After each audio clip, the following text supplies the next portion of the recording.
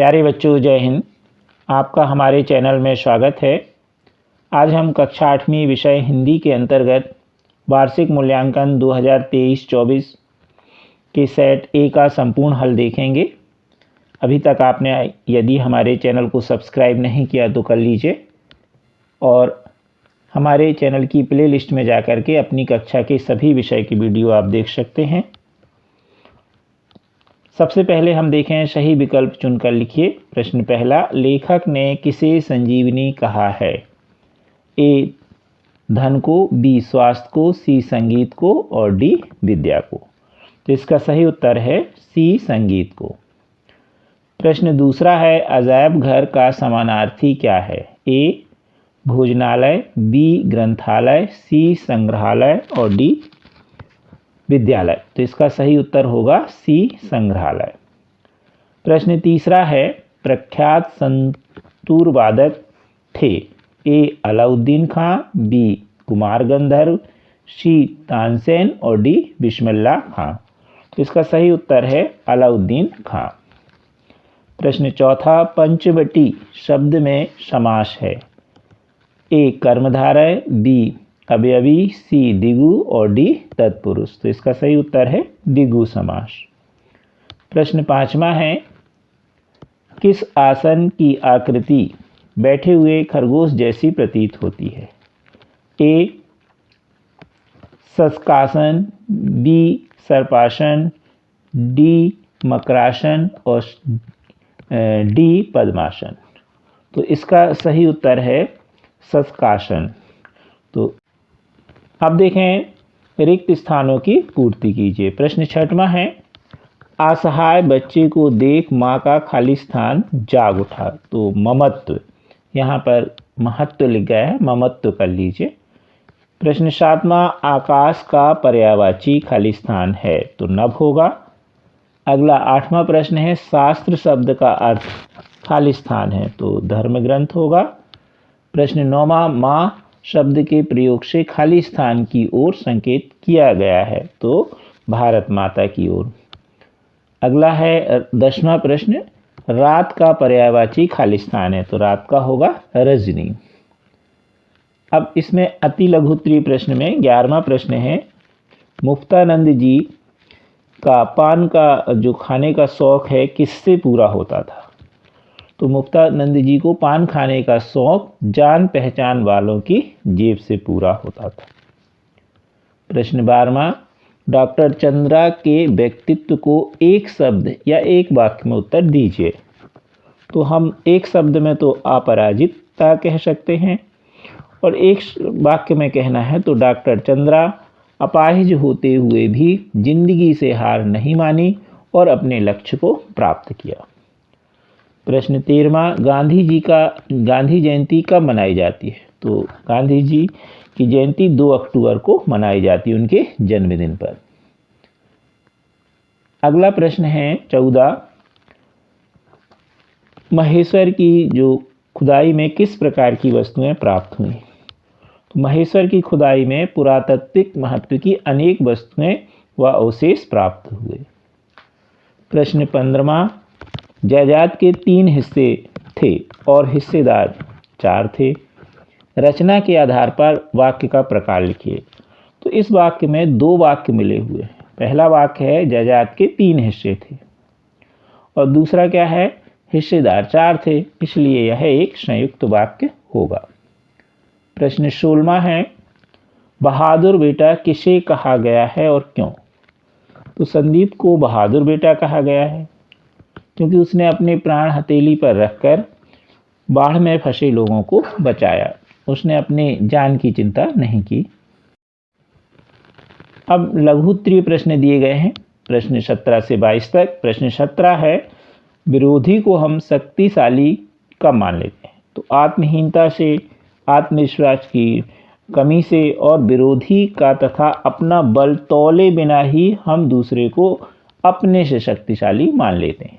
तब हमारी शक्ति टूट जाती है, आधी शक्ति हमारे विरोधी को प्राप्त हो जाती है और हम विरोधी को शक्तिशाली मान लेते हैं। प्रश्न 18वां, आर्यभट्टीय ग्रंथ के बारे में कैसे पता चला था? तो आर्यभट्टीय ग्रंथ पिछले करीब 1000 वर्षों से उत्तर भारत में उपलब्ध नहीं था।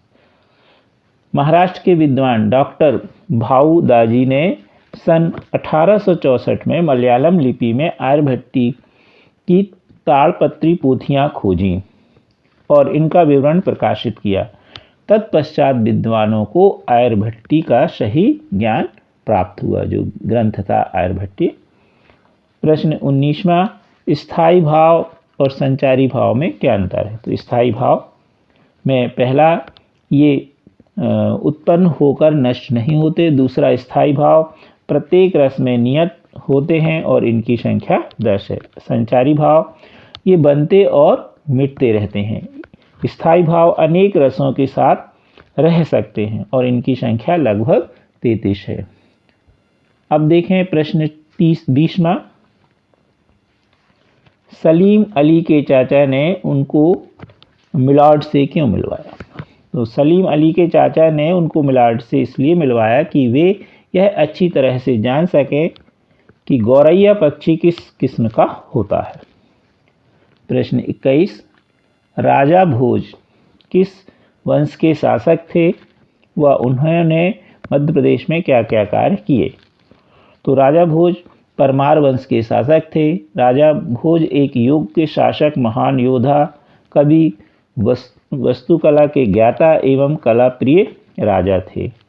उन्होंने उज्जैन के स्थान पर धार को अपनी राजधानी बनाया एवं खूब सजाया संवारा।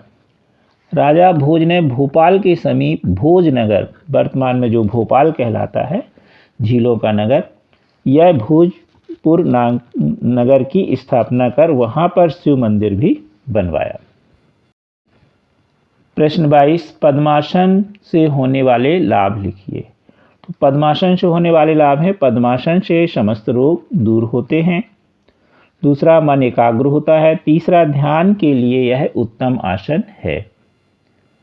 अगला प्रश्न है दीर्घ उत्तरीय प्रश्न के अंतर्गत, यह 23 से 26 तक है। 23वें प्रश्न में है, निम्नलिखित पद्यांशों का संदर्भ सहित व्याख्या कीजिए।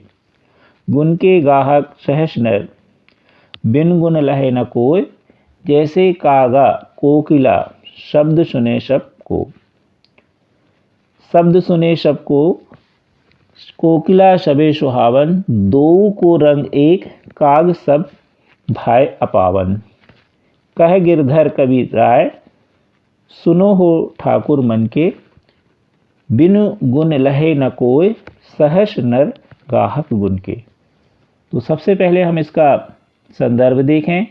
यह जो पद हैं हमारी पाठ्यपुस्तक भाषा भारती के गिरधर की कुंडलियों से लिया गया है और इसके कवि गिरवर जी हैं। प्रसंग, प्रस्तुत पंक्तियों में गुण के महत्व को दर्शाया गया है तथा सभी को यह उपदेश दिया गया है कि गुण के लिए ही प्रयास करना चाहिए। व्याख्या, कवि गिरवर कहते हैं कि गुण के गाहक तो हजार हैं।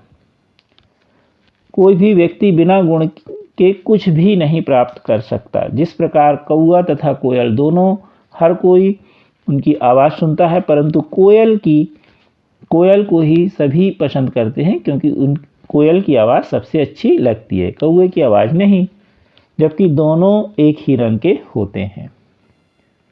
प्रश्न 24वां है, निम्नलिखित गद्यांश की संदर्भ सहित व्याख्या कीजिए। पौराणिक कथाओं के अनुसार प्रजापति ब्रह्मा ने इस तिथि को सृष्टि का सृजन किया था। भगवान विष्णु भी मत्स्य अवतार के रूप में इसी तिथि को प्रकट हुए थे। सतयुग के प्रारंभ होने की भी यह तिथि है। अब इसका संदर्भ होगा, प्रस्तुत गद्यांश या गद्य हमारी पाठ्य पुस्तक के नव संवत्सर नामक पाठ से लिया गया है और इसके रचनाकार या लेखकगण हैं। प्रसंग, प्रस्तुत गद्यांश में प्रतिपदा के महत्व को दर्शाया गया है जो नव संवत्सर का प्रथम दिन है। इसे चैत्र शुक्ल प्रतिपदा भी कहते हैं। व्याख्या, चैत्र शुक्ल प्रतिपदा को ही भगवान ब्रह्मा ने सृष्टि का सृजन किया यानी निर्माण किया। ऐसी कथा पुराण में उपलब्ध है। यह प्रतिपदा की जो तिथि है इसी कारण से अधिक महत्वपूर्ण है, क्योंकि भगवान विष्णु ने भी मत्स्य अवतार में इसी दिन धारण किया था, प्रकट हुए थे। प्रतिपदा की तिथि को ही नव वर्ष का प्रथम दिन इस कारण भी माना जाता है क्योंकि सतयुग के प्रारंभ होने की भी यह तिथि है। इन सभी कारणों के कारण से प्रतिपदा का बहुत अधिक महत्व है। प्रश्न 25, शिक्षण शुल्क मुक्ति हेतु अपने प्राचार्य को आवेदन पत्र लिखें। तो सबसे पहले ये हम आपको बता दें कि जब भी कोई आवेदन पत्र लिखें तो एक पूरे कोरे पेज में लिखें, आधे पेज में ना लिखें या आधा इधर आधा उधर ना लिखें, एक पेज में आवेदन लिखें। सबसे पहले हम लिखेंगे सेवा में श्रीमान प्राचार्य महोदय। अब आप उसमें स्कूल का नाम रहे तो वो स्कूल का, नहीं तो आप अपने स्कूल का लिख दीजिए, शासकीय नवीन माध्यमिक शाला खजरी दमोह। अब विषय तो हमें क्या माफ़ कराना है? शुल्क। तो शैक्षणिक शुल्क मुक्ति हेतु या माफ़ करने हेतु महोदय जी, विनम्र निवेदन है कि मैं आपकी शाला में कक्षा 8वीं का विद्यार्थी हूँ। मेरे पिता की आर्थिक स्थिति अच्छी नहीं है कि वे हम सब भाई बहनों की पढ़ाई का व्यय या वहन कर सकें। तो अब व्यय या मेरी फीस भर सकें, शुल्क भर सकें, ये भी आप लिख सकते हैं। अतः मेरा शैक्षणिक शुल्क माफ़ करने का कष्ट करें। मैं विश्वास दिलाता हूँ कि प्रत्येक वर्ष की तरह इस बार भी मेरे अच्छे अंक प्राप्त होंगे। तो इस तरह से ये बड़े आसानी से आप आवेदन लिख सकते हैं शुल्क आवेदन का। नीचे धन्यवाद लिख दीजिए, यहाँ लिख दीजिए आपका आज्ञाकारी शिष्य, नाम लिख दीजिए, कक्षा लिख दीजिए और नीचे आप अपने स्कूल का नाम भी लिख सकते हैं और यहाँ पर दिनांक डाल दीजिए। हमने दिनांक 28/3/24 लिख दी, परीक्षा आपकी होने वाली है। अंतिम प्रश्न है, निम्नलिखित शीर्षकों में से कोई एक पर निबंध लिखिए। तो आपने निबंध याद किए होंगे, जो भी निबंध आपको याद हो उसमें से जो आपको पेपर में आए उसमें से एक लिख दीजिए। जैसे इसमें है विज्ञान के चमत्कार, विद्यार्थी और अनुशासन, तीसरा है एक धार्मिक पर्व दीपावली। तो इस तरह से बड़े आसानी से इस पेपर को आप हल कर सकते हैं। हमारे चैनल को शेयर एवं सब्सक्राइब अवश्य कीजिए। Thank you.